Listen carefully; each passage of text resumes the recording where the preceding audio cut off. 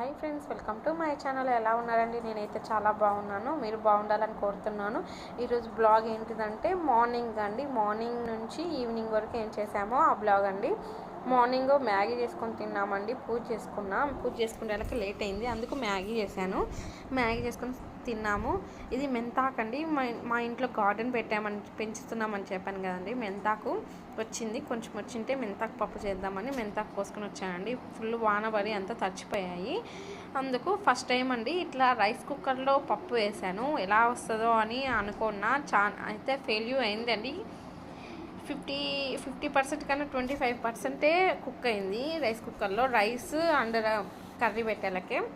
అందుకే రైస్ అయితే అయింది కానీ పప్పు కాలేదు. మళ్ళీ కుక్కర్లో వేసి పప్పు చేసుకుంటూ మ్యాగీ తినేసాను. ఇంకా మ్యాగీ తీసుకున్న తర్వాత ఈవినింగ్ చెట్లు, అదే మా గార్డెన్ అని చెప్పాను కదండి, చెట్లు చూపిస్తున్నాను. గోంగూర చెట్టు ఎగుతున్నాయి, అవన్నీ గోంగూర చెట్లు అండి.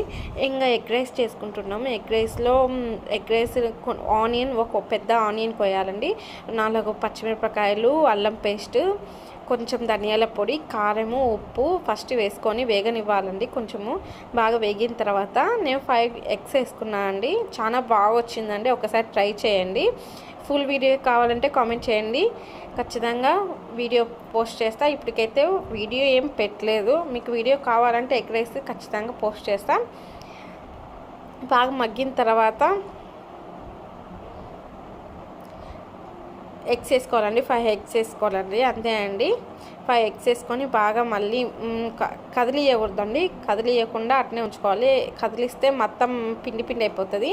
ఒక ఉడికి అట్లా కదిలిస్తాలి. ఒక 5 నిమిషాలు అట్లా ఉండి కదిలిస్తూ ఉండాలి. అప్పుడు బాగా వస్తుంది, మనకి ఎగ్ తిన్న ఫీలింగ్ వస్తుంది.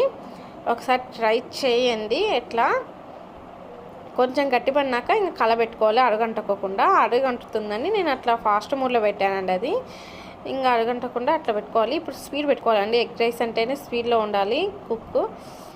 ఇప్పుడు చూడండి ఎలా వచ్చిందో. ఇప్పుడు రైస్ వేసుకోవాలండి. ఇప్పుడు అంతా రైస్ వేసుకున్న తర్వాత దాంట్లో ఉప్పు, కారం, ధనియాల పొడి మళ్ళీ వేసుకొని కొంచెం కలబెట్టుకోవాలండి, అంతే అండి.